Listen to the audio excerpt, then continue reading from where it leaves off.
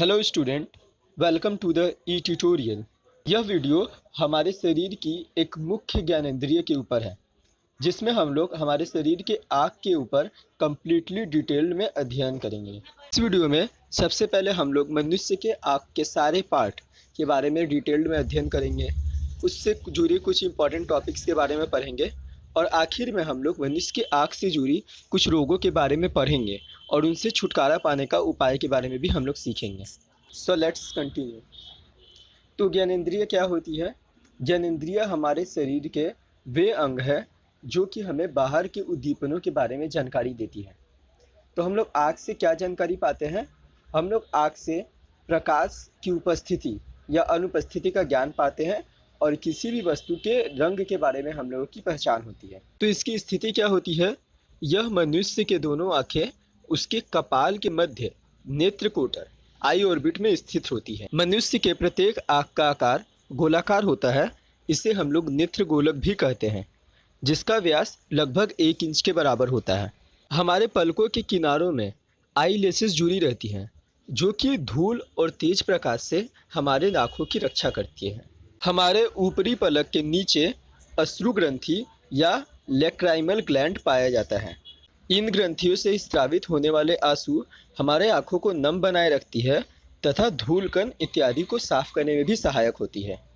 हमारे पलकों के अंदर कंजक्टाइवा नाम का एक पारदर्शक झिल्ली होता है। मनुष्य की जो आँखें होती है वे द्विनेत्रीय दृष्टि से काम करती है। इसका मतलब वो किसी भी वस्तु को दोनों आँखों से एक साथ देख सकता है। हम लोगों ने तंत्रिका तंत्र में पढ़ा था कि किसी भी उद्दीपन को हमारे मस्तिष्क में पहुंचाने के लिए नर्व काम करती है। तो इसीलिए आँख के उद्दीपन को हमारे मस्तिष्क तक पहुंचाने के लिए जो नर्व काम करती है उसे हम लोग ऑप्टिक नर्व कहते हैं। अब हम लोग एक एक करके नेत्र के सारे विभिन्न और सब इम्पॉर्टेंट पार्ट के बारे में अच्छे से पढ़ेंगे कि वे कहाँ पाए जाते हैं और उनका सबसे इम्पॉर्टेंट कार्य क्या है। So let's continue. तो सबसे पहले हम लोग पढ़ते हैं स्क्लेरा के बारे में। यह नेत्र गोलक का बाहरी भाग का 5/6 भाग है, जो कठोर होता है। यह क्या करता है? यह हमारे आँखों को गोल आकार प्रदान करता है और इसे बाहरी आघातों या चोट से रक्षा भी करता है। यह हमें याद रखना चाहिए कि ये जो स्क्लेरा है यह हमारे आँख का अपारदर्शक भाग है। इसके बाद हम लोग आते हैं कार्निया के बारे में। यह हमारे नेत्र गोलक का बचा हुआ 1/6 भाग है, जो पारदर्शक होता है और सफ़ेद रंग का होता है। यह हमारे नेत्र गोलक में प्रकाश को प्रवेश करने देती है। इसके बाद हम लोग पढ़ेंगे रंजित पटल या कॉरोइड के बारे में। यह हमारे नेत्र गोलक के मध्य आवरण का पिछला काला भाग है। कॉरोइड में रक्त वाहिनियाँ और मेलानिन पिगमेंट पाए जाते हैं। यह हमारे नेत्र गोलक के विभिन्न भागों को पोषक पदार्थ और ऑक्सीजन प्रदान करवाता है। काला होने के कारण यह प्रकाश के परावर्तन को रोकता है। इसके बाद हम लोग पढ़ेंगे सिलियरी बॉडी के बारे में। यह हमारे नेत्र गोलक के मध्य आवरण का सामने का पेशीयुक्त भाग है, जो आँख के लेंस के द्वारा सस्पेंसरी लिगामेंट से जुड़ा हुआ रहता है। इसके प्रसारण और संकुचन से प्रकाश का नियंत्रण होता है। इसके द्वारा दूर या पास की वस्तुओं को देखने के लिए लेंस एडजस्ट होता है, लेंस के फोकस को एडजस्ट किया जाता है। इसके बाद हम लोग आते हैं आइरिस के बारे में। यह हमारे नेत्र गोलक के मध्य भाग का सबसे इम्पॉर्टेंट पार्ट है। इसके मध्य में एक छोटा सा छिद्र पाया जाता है, जिसे हम लोग आँख का तारा कहते हैं। यह आँख के कार्निया और लेंस के बीच में स्थित रहता है।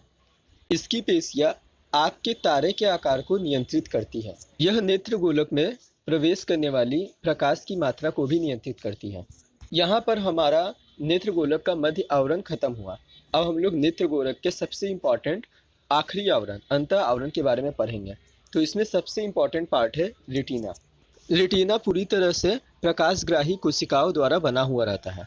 इसमें 2 तरह के प्रकाशग्राही कोशिकाओं अधिक मात्रा में पाए जाते हैं। एक को कहते हैं रोड कोशिका और दूसरे को कहते हैं कोन कोशिका। रेटिना के जिस भाग में प्रकाशग्राही कोशिकाएं अर्थात रोड और कोन, इन दोनों कोशिका की संख्या सबसे अधिक होती है, उसे हम लोग पीत बिंदु कहते हैं, और जहाँ सबसे कम होती है उसे हम लोग अंध बिंदु कहते हैं। रेटिना हमारे नेत्र का प्रकाशग्राही भाग है। इसी पर हमारे जो भी चीज़ हम लोग अपनी आँखों से देखते हैं उसका प्रतिबिंब इसी जगह पर बनता है। इसमें हम लोगों ने दो कोशिकाओं के बारे में बात किया। जो पहला रूट कोशिका है, यह प्रकाश की तीव्रता को नापने का कार्य करता है, और जो दूसरा कोन कोशिका है, यह किसी भी पदार्थ के रंग को पहचानने का कार्य करता है।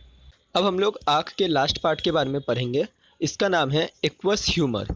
यह एक तरह का लिक्विड है जो हमारे आँखों में पाया जाता है।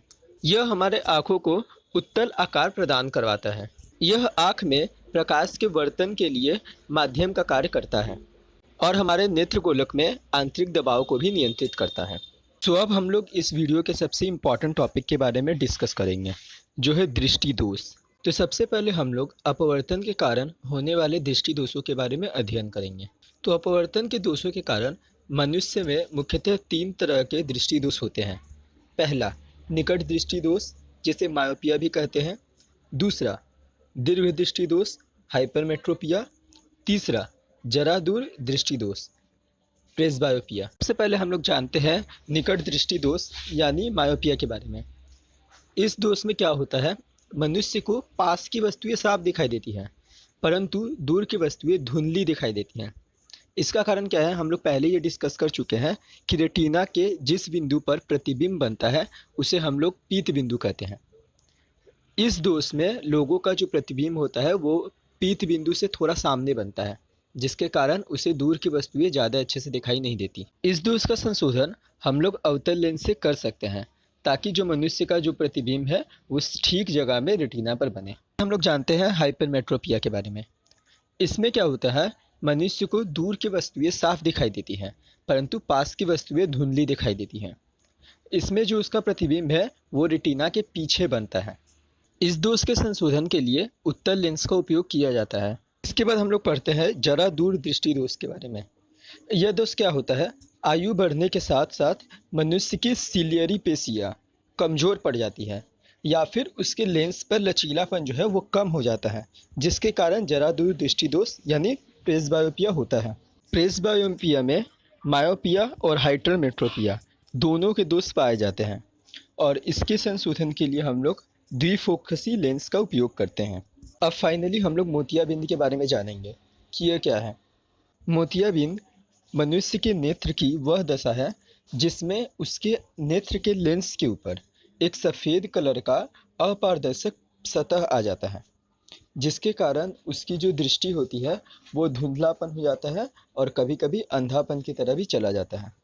इसका उपचार केवल शल्य चिकित्सा के माध्यम से ही होता है, और शल्य चिकित्सा में क्या किया जाता है, आइरिस के आगे या पीछे एक पारदर्शक लेंस लगा दिया जाता है।